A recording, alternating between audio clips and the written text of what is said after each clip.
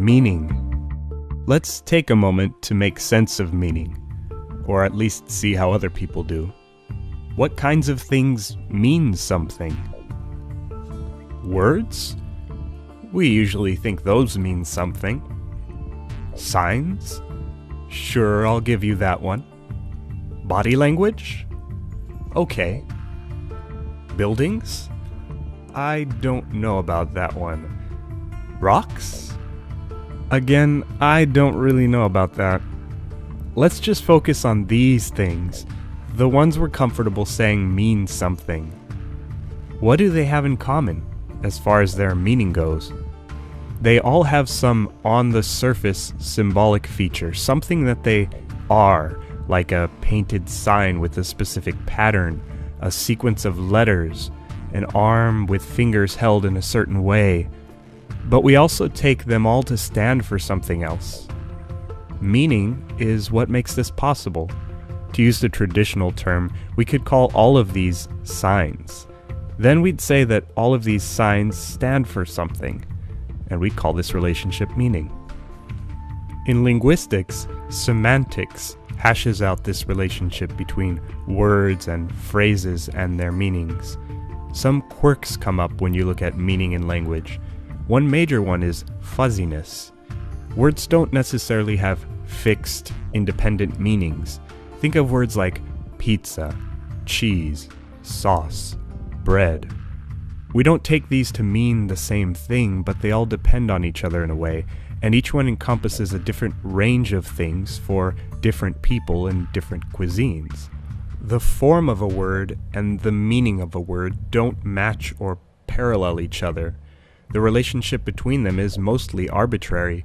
There's nothing about the sound or shape of the English word cheese, or for that matter the Italian word formaggio, that inevitably link them to this meaning. Meaning changes over time. The Old English word salig meant fortunate, but that word, now pronounced silly, means something quite different. If you're interested in meaning and the etymology of words, here's a video with more on meaning change. Also, context really matters for meaning in language, and ambiguity lingers around many corners. If I tell you, he turned red, you can imagine a few possibilities. This kind of issue brings the actions surrounding any bit of language to our attention. Linguists have a term for this context that feeds the meaning of any piece of language: pragmatics. That's the fancy term for the context sensitivity of meaning. Context isn't just important for recognizing the meaning of words.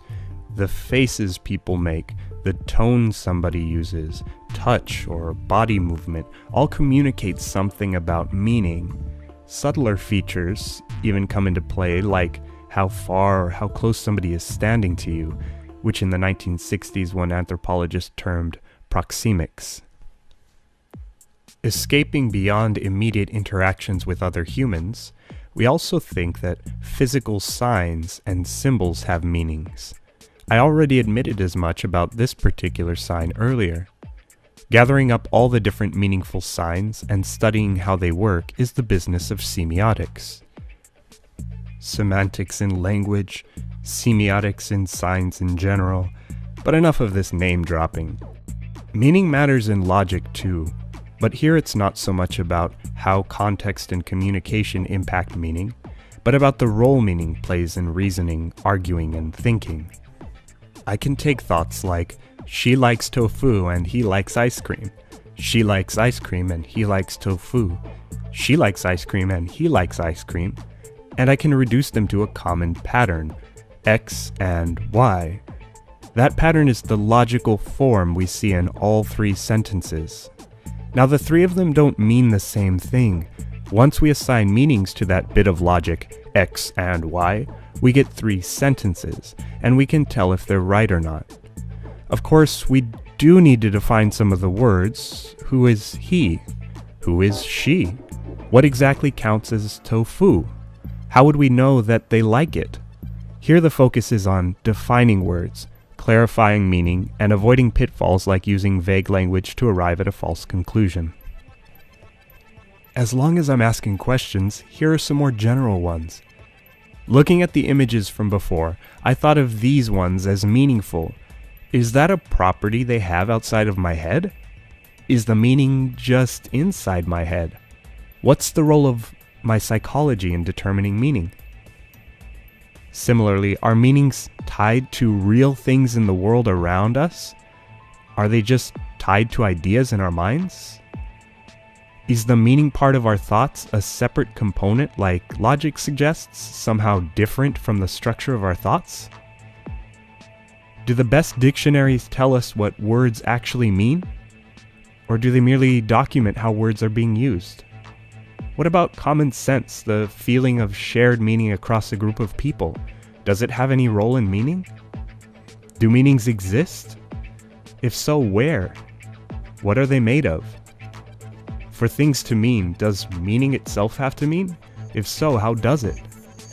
These and other deceptively simple questions get us thinking about the issues that the philosophy of language takes up when it comes to meaning. While we can keep going, meaning matters in a variety of subjects and studies, but I just wanted to leave you with an idea of how meaning is approached to complement my other videos in linguistics and logic and language learning. As always, thanks for learning with me.